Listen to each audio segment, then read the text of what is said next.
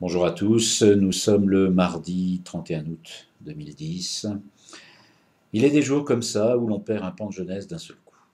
Même si la perte de quelqu'un qu'on ne connaît pas personnellement a toujours un côté irréel et donne à la tristesse une couleur de midinette qu'on ne cherche pas à masquer. Laurent Fignon était pour moi un des coureurs qui m'a le plus touché sur les routes du Tour de France.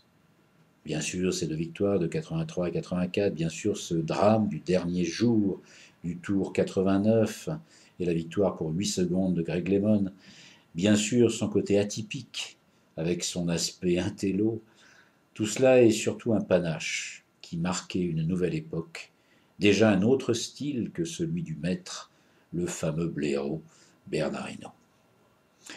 Et Fignon, c'était une façon d'être et de se comporter, dire les choses sans langue de bois. Et je pense que les rapports avec lui ne devaient pas toujours être simples. On pouvait sentir sa dureté en tant que commentateur, où il n'épargnait pas grand monde, et surtout ceux qui brillaient par leur absence de combativité. Ces derniers mois, comme tant d'autres malades, il a lui aussi mérité du prix de la combativité. On ne saura jamais si le mal qu'il a rongé est lié à quelques séquelles de produits dopants qu'il a avoué avoir consommés. Autre geste courageux dans ce monde du sport cycliste où l'hypocrisie est un gage de reconnaissance et d'appartenance à cette grande famille du vélo. Personne n'est dupe, ou plutôt tout le monde fait comme si personne ne l'était. Et d'ailleurs, les audiences du Tour progressent régulièrement, ce qui est bien la preuve que les gens préfèrent le spectacle à la santé des coureurs.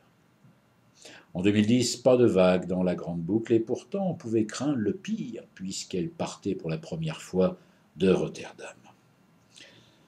Laurent Fignon était, cette année, pas toujours agréable à écouter en raison d'un kyste à la gorge, mais rapidement le fond du commentaire gommait la forme, et on était heureux de le retrouver. À ce sujet, un coup de chapeau à Daniel Bilalian, la direction des sports de France Télévisions, pour l'avoir accueilli avec une espèce de carte blanche. Cette fois-ci, dans la dernière ligne droite, la maladie l'a emporté et il n'y aura pas de revanche possible. Il nous a livré de beaux tours, mais là, il termine sur un mauvais tour. Alors Laurent, pour les longues chevauchées que je garde dans ma tête, je te dirai bien humblement, et encore, bravo.